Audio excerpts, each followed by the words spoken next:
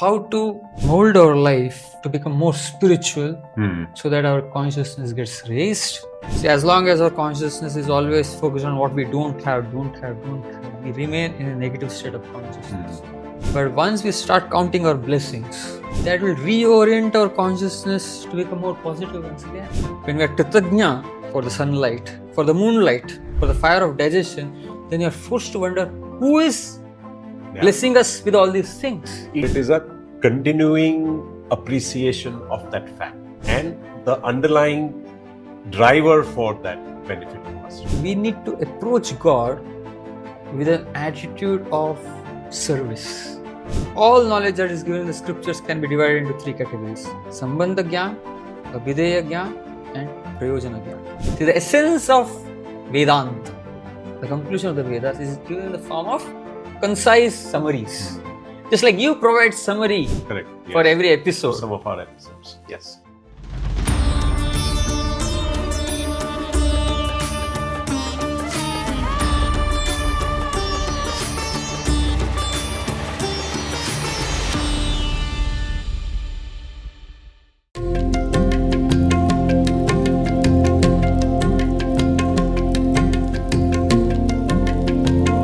Prabhuji Pranam. Good morning.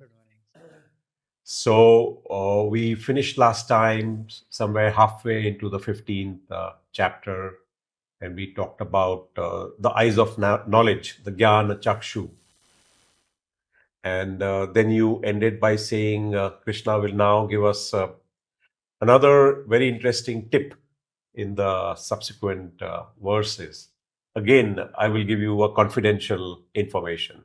So over to you to share what that tip is and that confidential information really is.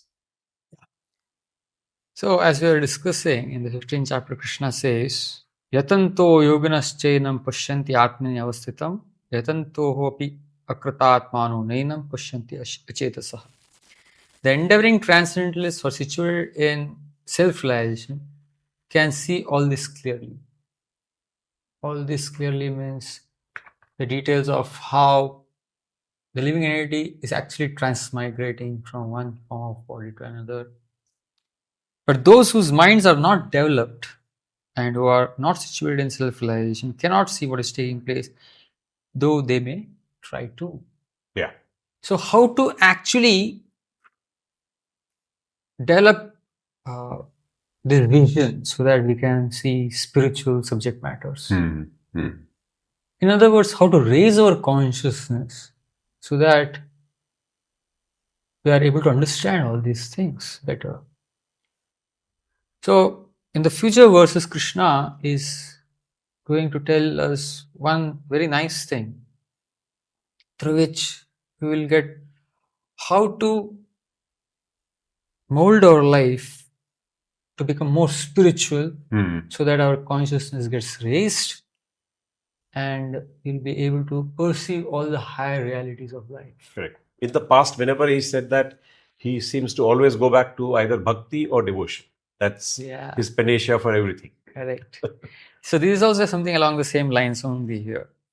So here he is telling, Yad aditya gatam tejo jagad bhasayate akhilam yad chandramasi yachagno tat tejo viddhimamakam. The splendor of the sun, which dissipates the darkness of this whole world, comes from me. And the splendor of the moon and the splendor of fire are also from me. I enter into each planet, and by my energy they stay in orbit. I become the moon and thereby supply the juice of life to all vegetables. I am the fire of digestion in the bodies of all living entities, and I join with the air of life, outgoing and incoming, to digest the 4 kinds of foodstuff. So Krishna is bringing into light so many things which he is doing for us, for which we have to be grateful for. And we take it for granted. Take it for granted.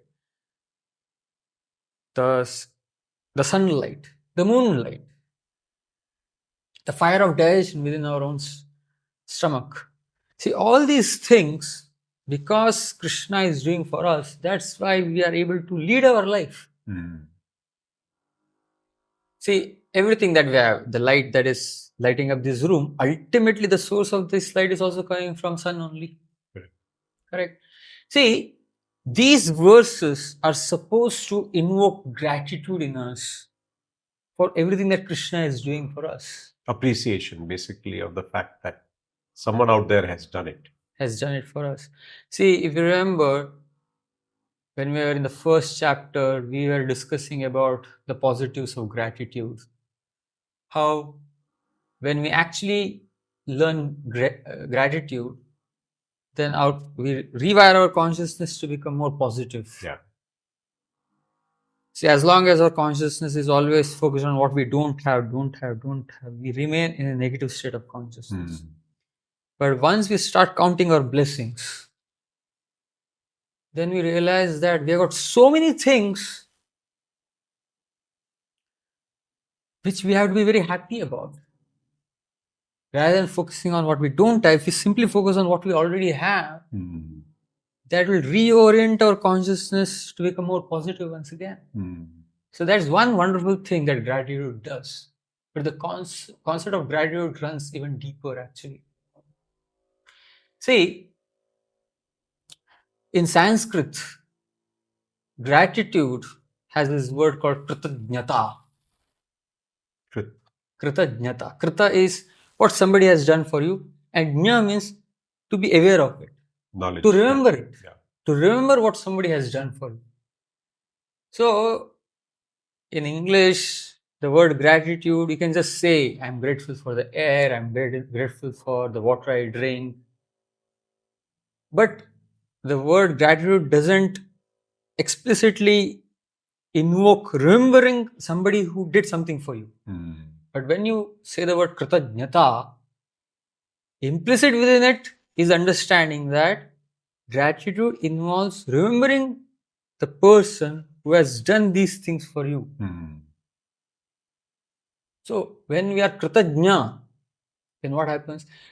When we are kritajna for the sunlight, for the moonlight, for the fire of digestion, then you are forced to wonder who is blessing us with all these things. It's not just an instant response, hey, sunlight is coming, so I'm grateful, but it is a continuing appreciation of that fact.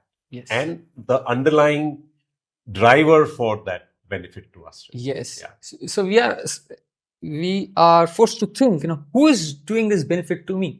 So Krishna is explicitly saying here that I am doing all these things for you.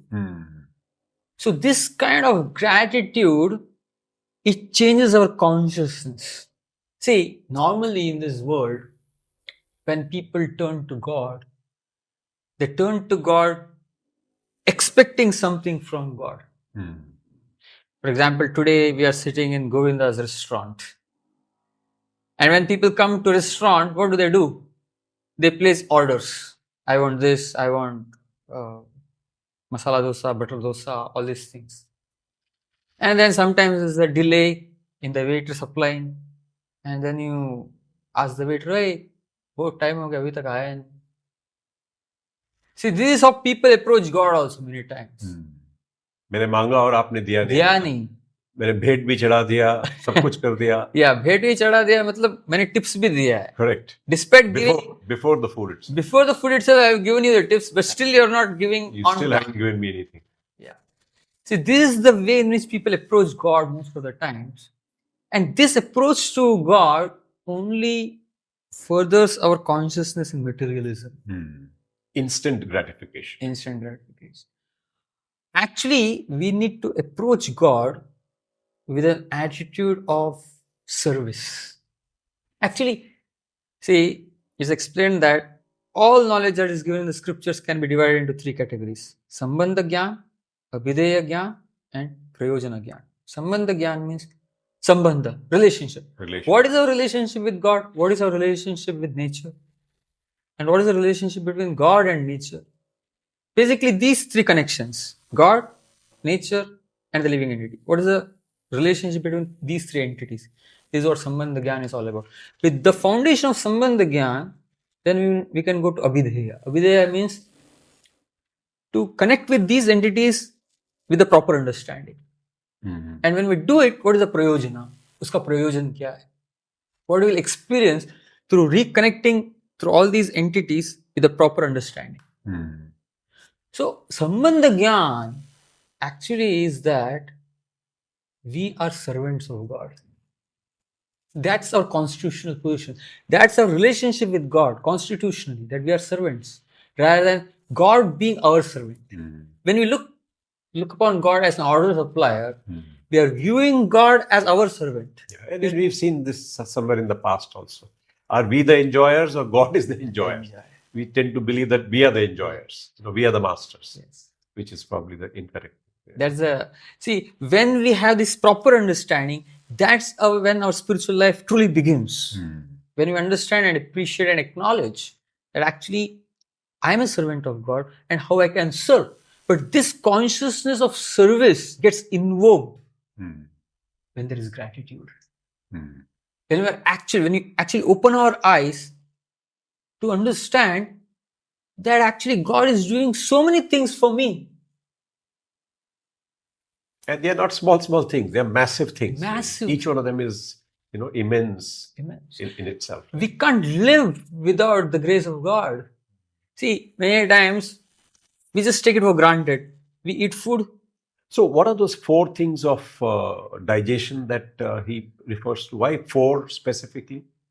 You're referring to this particular verse here? Yeah, after the sun, the moon, and then digestion, he talks of 4 types of foods. I am the fire of digestion in the bodies of all living entities, and I join with the air of life, outgoing and incoming, to digest the 4 kinds of foodstuff. The 4 kinds of foodstuffs are food that is chewed, food that is swallowed, food that is sucked, and food that is maybe just gulped. Drunk. So these are the 4 kinds of foodstuffs. See, this is the science of food actually, isn't it? And then Krishna says here, there's a fire of digestion, and then there are the life airs, the pranas. Prana, apana, vyana, udana, and samana. So all these things contribute towards digesting all these different kinds of food. See, many times we just eat the food and we are busy doing so many other things. When we move ahead. But there is so many things happening in the background. So it's a complex machinery. See, I've heard doctors say the digestive system is one of the most complicated systems. Yeah. And any other system, if it gets a little off, it can be rectified. The digestive system, it has got a lot of resilience. But once it really snaps, it's very difficult to put it back on track. Yeah. It's a very difficult to understand system. Actually. Yeah. And we take it for granted. Who is making it happen? Krishna is making it happen. So in this way, we are able to lead a nice life. Can you imagine if the sun doesn't rise? If there is no moonlight in night? As is rightly pointed out, such massive, huge things without which we can't exist. And rather than appreciating and being grateful for what God is already doing for us, a lot of times we become so petty-minded and we're so preoccupied with, I wanted this. And you didn't give it. You didn't give it. You haven't given me this. That's very mean. So we need to change our consciousness. And when we actually become grateful, when we actually realize how much God is doing for us, out of love, it is out of affection. See, God is doing this for everybody, even for the atheists, people who don't accept His existence, who deny His existence. How much love. And when we actually learn to appreciate God's affection and love for us, we are inspired to serve Him. Yeah. So this is the beginning of, so gratitude is very important to appreciate Sambandha Gyan.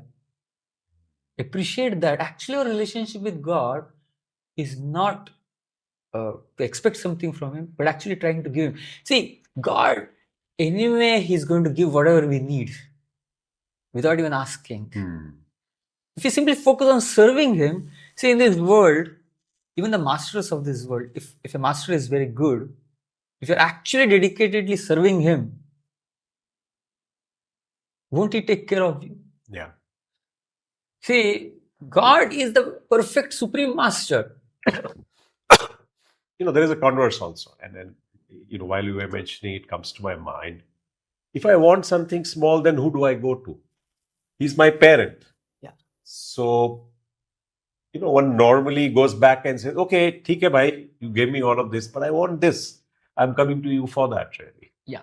See, that's perfect. There's nothing wrong with approaching God also for something that we want. See, that's in the beginning stages. See, it's like children, when they're small, they approach parents to get something from them. But as they grow in maturity, they want to do something. I think that's the difference, really. Yeah. As they grow, they want to do something. And there's something really wrong with asking something from God also. Actually, that's not the highest platform. Because as we have discussed several times before, the understanding of the Gita is happiness actually comes from service. But then, one verse from the Srimad Bhagavatam also says that akama sarva kamo va moksha kama udaradi tivrena bhakti yogena yajeta purusha param. People in this world are at different levels of spiritual growth. Somebody is at the level of akama without any material desires. Someone else might be at the level of sarva kamo, having all kinds of material desires. But ultimately, whatever stage you are, it's always recommended that you wholeheartedly approach God for it. Right. Not a problem. But the point here is, while we approach God, we also appreciate. See, correct. We begin with being grateful for what He has already given us. Yeah. Correct. So that's a very necessary step. Gratitude is a very, very necessary step. In fact, it is a key step for our spiritual progress. And Krishna is opening our eyes to realize this so that we embark on the spiritual path. We begin our spiritual journey. Yeah. Gratitude is the beginning of the spiritual journey here. And then we can progress. So, in this way, he's explaining all these verses. And then, how beautiful. God is doing so many things for our material benefit. And then He's also has provided all resources that is required for our spiritual growth also. That He explains in text number 15. Sarvasvataham radisannivishto mattasmritir jnanam apohanam cha vedesha sarve rahameva vedyo vedanta krad veda videha chaham. I am seated in everyone's heart, Krishna says, the Paramatma. And from me come remembrance, knowledge and forgetfulness. This is also very nice, very interesting here.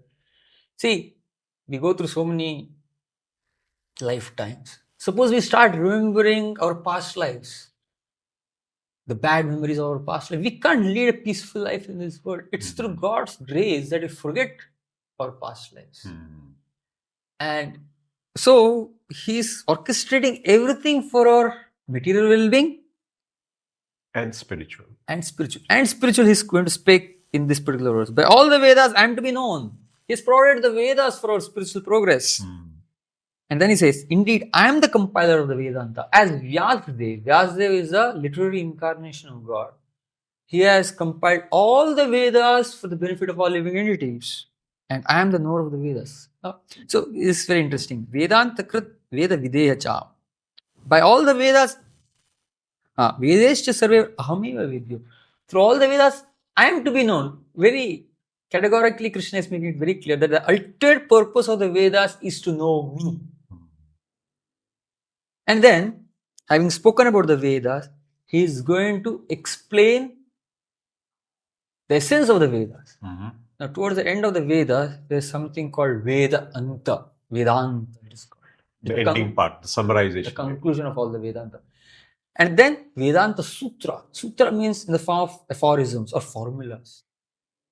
See, the essence of Vedanta, the conclusion of the Vedas, is given in the form of concise summaries. Just like you provide summary for every episode. Some of our episodes, yes. We also give it in sutra form. Yes. So similarly, Vyasadeva has provided the Vedanta Sutra here. So Vedanta Sutra, Krishna is going to summarize Vedanta Sutra in 3 verses. I see. Text number 16, 17 and 18. I see. Okay. Oh, so this is the summary of the Vedas themselves. Summary of the Vedanta. I see. In 3 verses. Text number 16. Dvayamau purusho loke ksharaschakshara evacha kshara sarvani bhutani kutasto akshara uchyate. There are 2 classes of beings, the fallible and the infallible. In the material world, every living entity is fallible, and in the spiritual world, every living entity is infallible. So, 2 kinds of living entities. Material world, kshara, akshara. In the material world, people are susceptible to fall victim of Maya. But people who are situated in the spiritual sky, in other words, liberated living entities, are called akshara. they are beyond the influence of Maya. They don't fall under the influence of fire. So they are infallible. So there are two kinds of living entities. And then he says, Uttama Purushastvanya Paramatmeti Udarata Yo Lokatrayama Vishya Vibharti Avyaya Ishvara. Besides these two, there is the greatest living personality, the Supreme Soul, Paramatma. The imperishable Lord Himself, who has entered the three worlds and is maintaining them. So there is Kshara, Akshara, Jivas, and beyond both Kshara and Akshara, Uttama Purushastvanya, who is Uttama, the Supreme, that is Paramatma, the Supreme Lord. Yasmat Ksharamati Toham Aksharaadapi Chottama Atosmi Loke Vedecha Pradita Purushottama.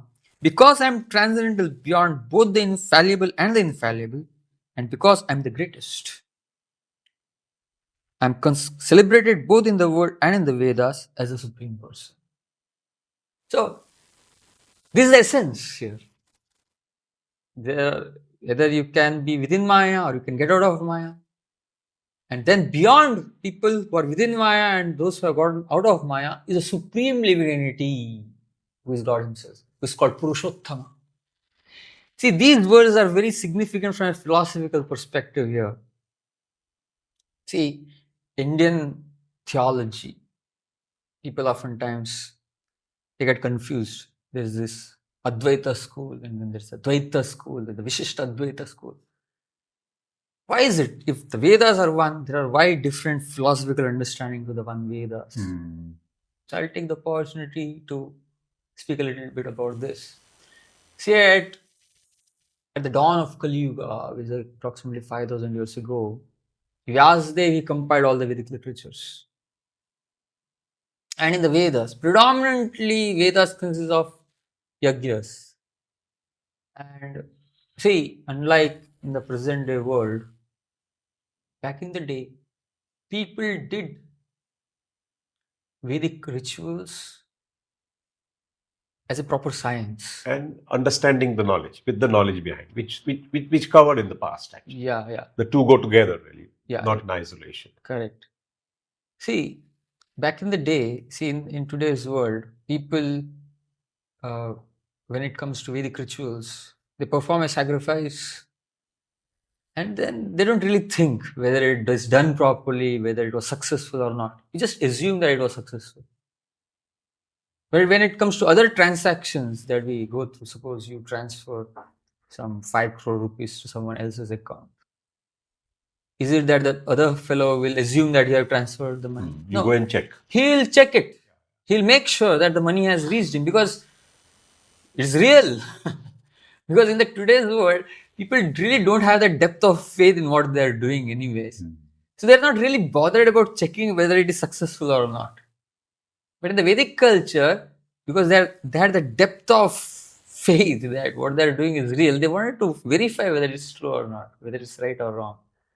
So that is why when these yajnas were being performed, first of all, a lot of precaution was taken so that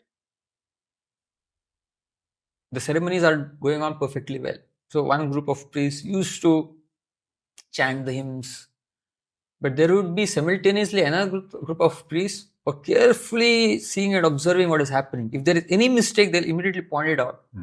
And if it is pointed out again, the whole thing is redone. People took great care to make sure that everything maintain the sanctity, purity, and also to make sure that it's successful.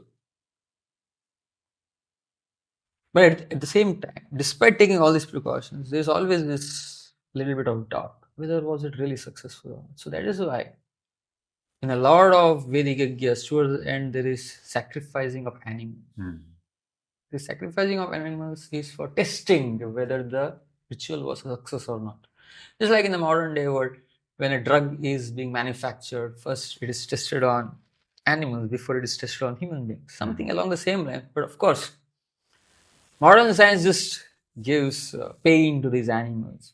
But during the Vedic times, when an animal was sacrificed towards the end of the Vedic yajna, if the yajna was successful, the animal would be immediately promoted. Either it would get a human form of life or it would get a fresh body immediately. Now, how exactly it happened is beyond our comprehension right now. It was definitely something miraculous. And when that happened, people understood that yes, the yajna was a success. But Vyasadeva, while giving all these details in the Vedas, at the same time it is explained, Ashwamedam Gavalambam Sannyasam Palapetrakam Devareda Sudatpatti Kalau Panchavijarje. There are certain things which are banned in Kali Yuga. One of the things which is not allowed in Kali Yuga is sacrificing animals. Why this is not allowed in Kali Yuga? Because Brahmanas, the priests in the modern day world, don't have that power to rejuvenate the animal. Even if they do it for testing, they'll never be able to rejuvenate the animal. And because they don't have this power, animal sacrifices are banned in Kali Yuga. Simple. But nonetheless, by the influence of Kali, Brahmanas, in the name of the Vedas, they indulge in extensive killing of animals. Historically, I'm speaking. It is explained there used to be rivers of blood. Animals were killed recklessly. So that's when the Supreme Lord, Keshava Dhrita Buddha Sharira. Keshava, he comes in the form of Lord Buddha. See, in the Gita, Krishna says, Yada yada dharmasya glanir bhavati bharata abhyuttanam dharmasya tadatma sadramyam. Whenever there is discrepancies in dharma, I advent myself. So in this particular case, there was discrepancy in following the dharma of ahimsa. So Lord Buddha advented to rectify the situation. So Buddha, he came and he had to stop this ruthless killing of animals. But people who are indulging in it, they are supposedly Brahmanas. Brahmanas are supposed to be in Sattvaguna. We will see that in a later episode. But these Brahmanas are definitely in Tamoguna because they were heartless. So Buddha realized that somebody who's in Tamoguna, to such a person, logical explanation won't be useful. If you try to explain them logically, see, these verses are not meant for Kali Yuga, they won't understand it. A tamasic person is beyond logic and reason. So the only way Buddha could stop this violence against animals was to reject the Vedas wholesale. The philosophy itself. So Buddha said, animal sacrifices are mentioned in the Vedas, I reject the Vedas. So in this way, he was able to revive Vedic understanding. Now, see, because he rejected the Vedas, and the Vedas have, conceptions about God. Now also there's this story that once Buddha was with one of his disciples, and a person came to him and asked a few questions about God. Buddha just remained silent. And after this person left, the disciple asked Buddha, why didn't you answer his questions about God? Buddha said, first this fellow has to come to the level of a human being. Then he can understand higher subject matters about God. At this level, he can't understand it. So Buddha, he never spoke about God at all. So Buddhism doesn't have a conception of God, doesn't have a conception of the soul also. Buddhism rejects the Vedic wisdom. But there is concept of karma nonetheless. Why? Because the concept of karma is integral to stop this animal slaughter. People have to understand that, if I continue doing this, the reaction is going to come to me. See, Buddhism became tremendously popular once Buddha introduced it. Why it became very popular was because there is no concept of God there. See, people generally are averse to the concept of God. Why? Because when superior person. Yeah, you have to accept. My ego. Yes, submission is required. Once you accept God, there is submission. Once you accept God, you have to follow God's rules.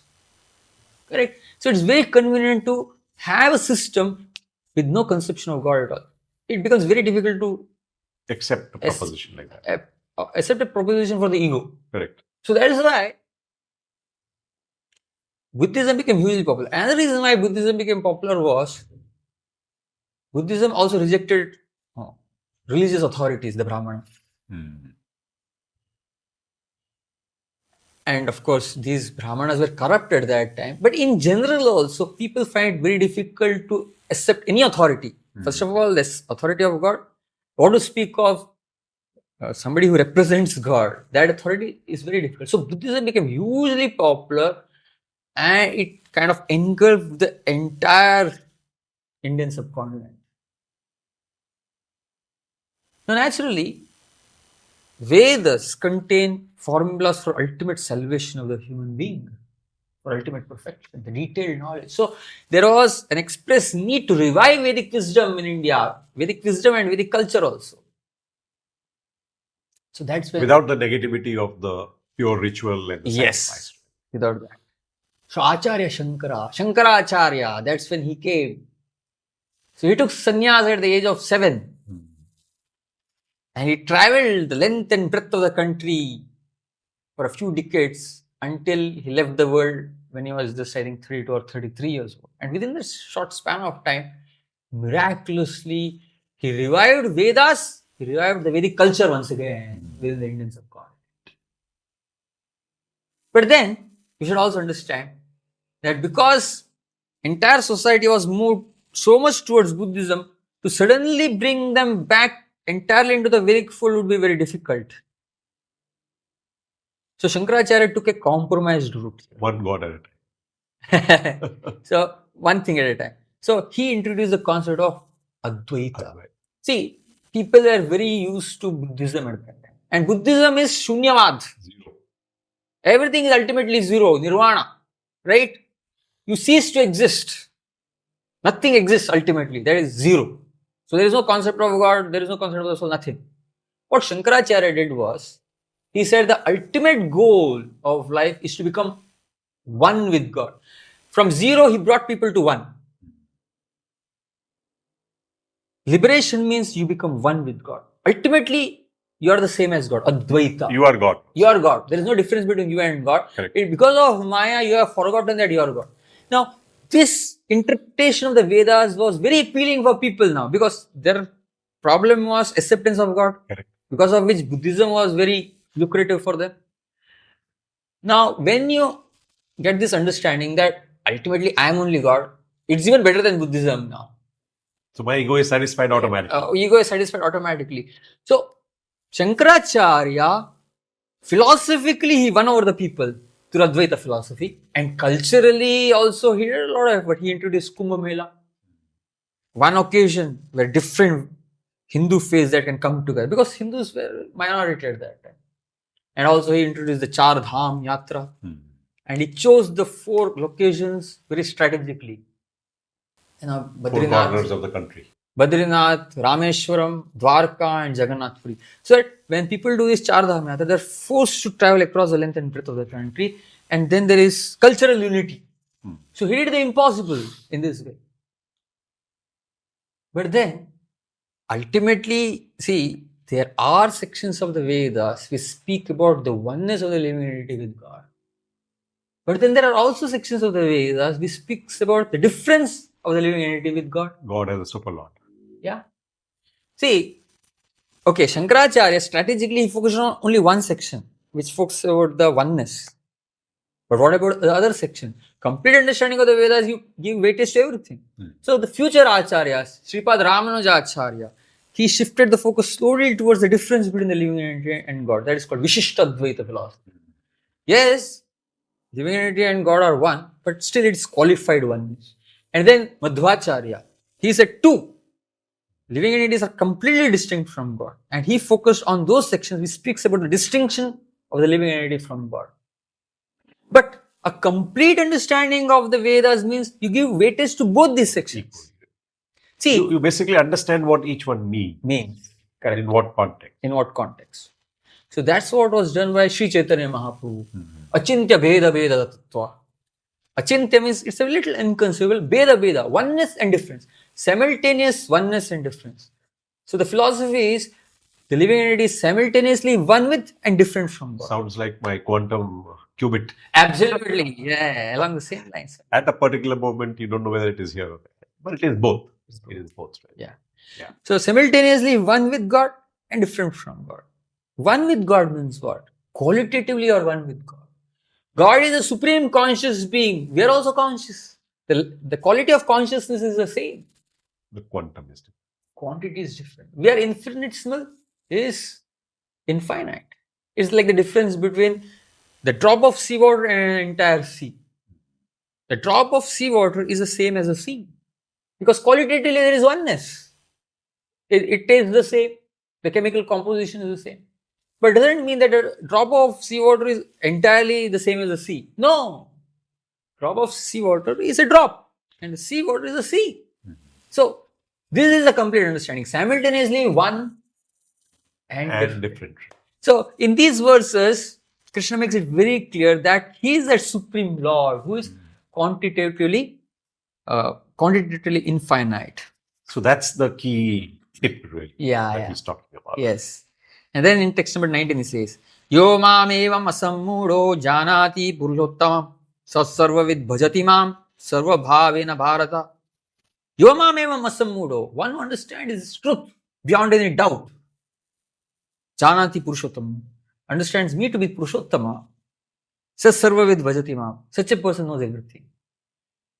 And such an all-knowing person will bhajati mam. Will engage in my service. Sarva bhavena bhavata.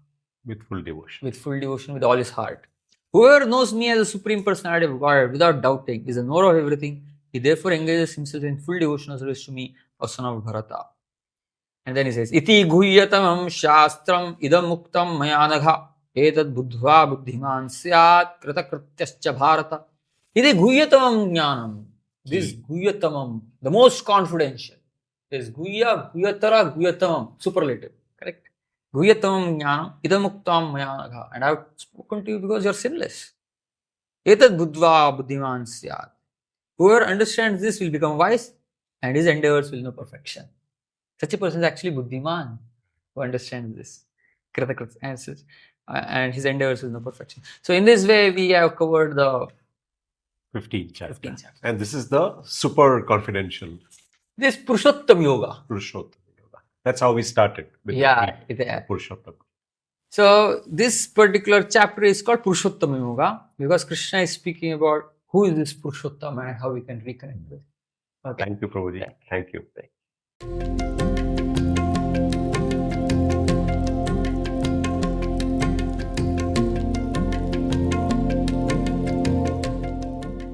Gratitude is a key step for spiritual progress and the beginning of the spiritual journey. Gratitude is for everything Krishna does. If our consciousness is focused on what is lacking, we remain in a negative state. But by counting our blessings, we reorient consciousness to become more positive. Individuals who are self-realized understand that the living entity transmigrates from one body to another. Conversely, those whose minds are not developed and who are not situated in self-realization cannot see this process.